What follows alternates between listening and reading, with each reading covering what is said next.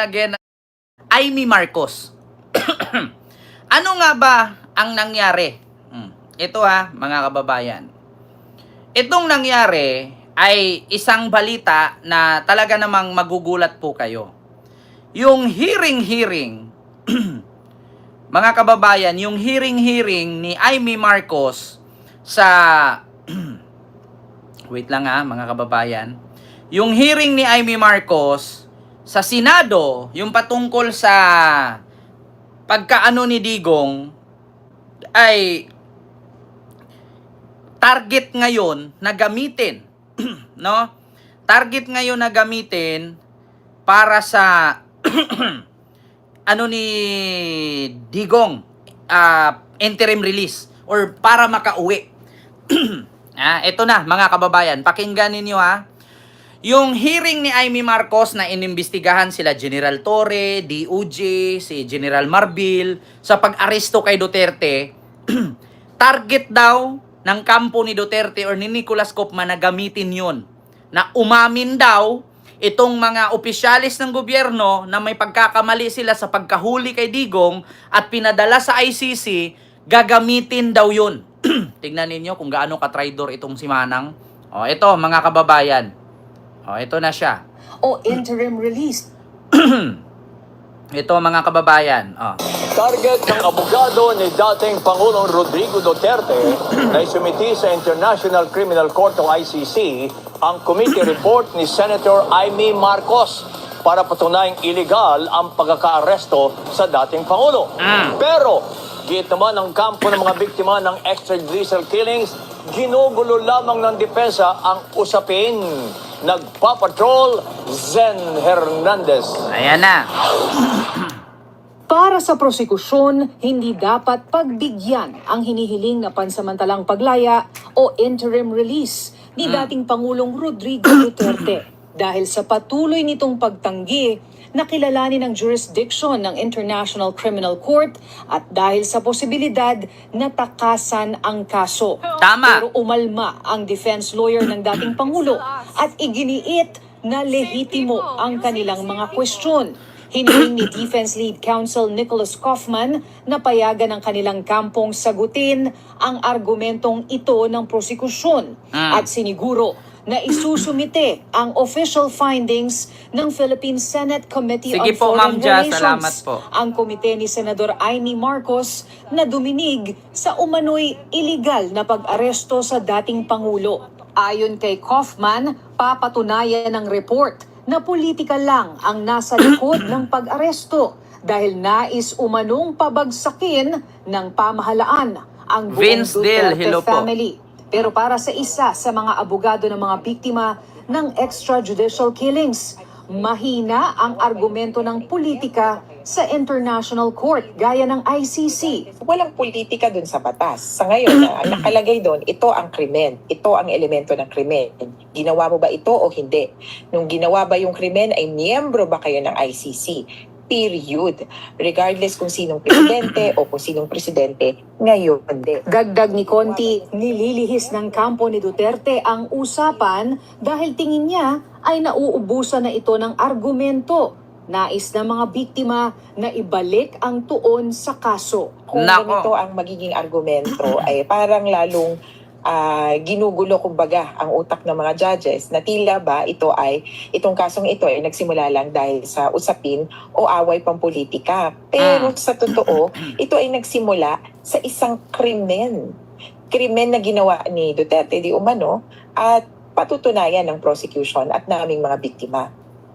Inaasahan namang mas matututukan na ng pre-trial chamber ang mga petisyon ng kampo ni dating Pangulong Duterte matapos ibasura ng ICC Plenary of Judges ang petisyong i-disqualify ang dalawang west ng pre-trial chamber na sina Judge Rain Adelaide Sofia Alapini Ganso at so nakita nyo mga kababayan, target ngayon ng kampo ni Duterte at ni Nicolas Kopman na gamitin yung committee ng hearing ni Amy sa Senado para sa pansamantalang paglaya ni Digong. Gagamitin nila yon kasi doon nakapanumpa yon sila General Torre, sila Marvel, DOJ Rimulya, Junbic Rimulya, 'di ba? Mga taas na opisyalis ng gobyerno ay nanumpa doon at sabi nga ni Aimee, saan ka nakakita ng ganito, saan ka nakakita ng ganyan? So ibig sabihin ganon, ibig sabihin ganyan. So gagamitin daw 'yon at isumitin nila sa ICC kasi pamumulitika lang daw ang pagpapakulong kay Digong. Tanong ko ngayon mga kababayan, kung pamumulitika, 'di ba? Kung pamumulitika ang pagpapakulong kay Digong, so ibig sabihin yung mga kamag-anak o pamilya ng mga naiwang namatay na adik, politisyan? So ibig sabihin si Attorney Conti, politisyan? Tanong ko lang. Kasi ang complainant dyan ay ang pamilya ng namatay na adik na hindi dinaan sa due process. Ngayon, kung pamumulitika ang pagkulong kay Digong, politisyan ba yung mga adik na pinatay niya? Masasabi ko pa at may possibility na sabihin nating pamumulitika ang pagpapakulong kay Tebes kasi politician ang pinatay ni Tebes.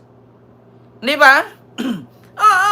Pwede pa nating sabihin na pinulitika si Tebes. Bakit? Kasi away politika yan kaya pinapapatay niya si Digamo kasi nag-away sila sa politika. Yan pwede nating sabihin na pamumulitika ang pagkakulong ni Tebes. Pero yung kay Digong kasi ang pinatay niya adik, hindi naman politician. Pwede rin nating sabihin na pamumulitika ang pagkakulong kay Digong kung mismong si Kerwin Espinosa ang nag-file doon at ang pamilya ni Paruhinog na pinapapatay ni Digong sa war on drugs. Di ba? Yun ang totoo. Pwede nating sabihin na pamumulitika kung isa sa complainant dyan na nag-complain na mapakulong si Digong sa ICC ay nandyan sana ang pamilya ni Espinosa. Nandyan sana ang pamilya ni Paruhinog, mayor ng Osamis at mayor ng Leyte. Kasi yung politician yun na pinapapatay. Di sana nag-file na sana ng kaso si Jid Mabilog. Di ba? Ang problema dyan, wala namang politician na nag-file ng kaso dyan. Puro naman mga biktima at pamilya ng mga naiiwan na pinatay na adik di umano na hindi naman dinaan sa due process at hindi pa sure na yun ay mga adik. Yung iba nga dyan, nagluluto, nadadamay lang. Sa tingin nyo, 9 years old bata, adik? Paano yung mga minor de edad nun? Pwede mo naman isa-isahin doon kung gamitin yung hearing ni Aimee para sa paglaya ni Digong at target na gamitin ni Nicholas Kaufman. Ang tanong ngayon, yung 43 na nilagay doon na pinatay, bakit hindi nyo isa-isahin yung 43 kung may politician ba doon para masabihin mong politika? Pamumulitika ang pagkakulong. Di ba? Yun ang tanong ngayon mga kababayan. Kaya sabi ko sa inyo mga kababayan, ang totoong namumulitika dyan si Aimee. Bakit? Ano bang kinalaman ni Aimee dyan kay Digong? Ano-ano ba siya ni Digong? Di ba? Yun ang tanong. Ang totoong namumulitika dyan, si Aimee Marcos. Bakit? Ano bang karapatan ni Aimee na tumulong nung kay Digong? Hindi naman siya kaano-ano ni Digong. Concerned citizen lang ang matawag sa kanya. At hindi porket Marcos ang apelyido niya ay papanigan ng ICC yan. As long as hindi pangalan ni Ferdinand Romualdez Martin Jr. Anong pangalan ni PBBM? Hanggat hindi pangalan ni PBBM nakalagay doon na pumirma na iniimbestigahan, hindi po maniniwala ang ICC dyan at hindi papanigan ng ICC si Aimee. Diba? Bakit? Aimee Marcos.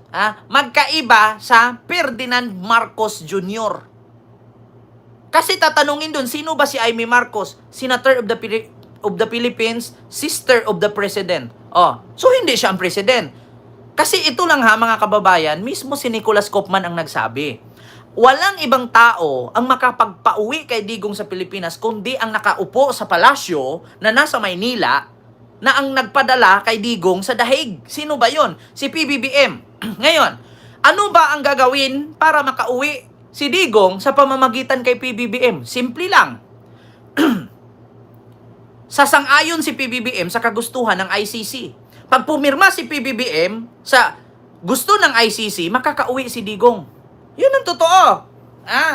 Pipirma si PBBM sa rules ng ICC. sasali ulit ang Pilipinas pagiging miyembro ng ICC, pipirmahan ni PBBM yung mga alituntunin at mga bawal at pwede na gagawin ni Digong. Oh, yun, makakauwi si Digong. Pero kung si Aimee, walang kwenta. Bakit? Hindi siya si Marcos. Marcos apelyido niya pero hindi siya si Ferdinand. Kailan ba naging mahaba ang baba ni PBBM? Di ba? Yun ang tanong ko. Sasabihin ni Nicolas ngayon, gagamitin niya ang hiring-hiring ni Aimee sa Senado, target nila para makauwi si Digong. Iba po si Ferdinand Marcos Jr. at si Aimee Marcos. Bakit? Kailan ba humaba ang baba ni BBM? Para masabing siya si Aimee. Hanggat si Aimee, babae, hanggat si PBBM lalaki, hindi pwedeng gamitin ang kapangyarihan ni Aimee, pagiging Marcos para makauwi si Digong. Si Marcos Jr. lang ang bukod tanging makapagpauwi dyan, hindi si Aimee. Hanggat buhay si Lisa, hindi makakatungtong si Aimee ng Malacanang. Yan ang totoo. Yan ang paniwalaan ninyo. Ni minsan si Aimee hindi nakapatong ng Malacanang simula nung umupo si PBBM. Yun ang totoo. Ma'am Gracious Grace, mega love shoutout po.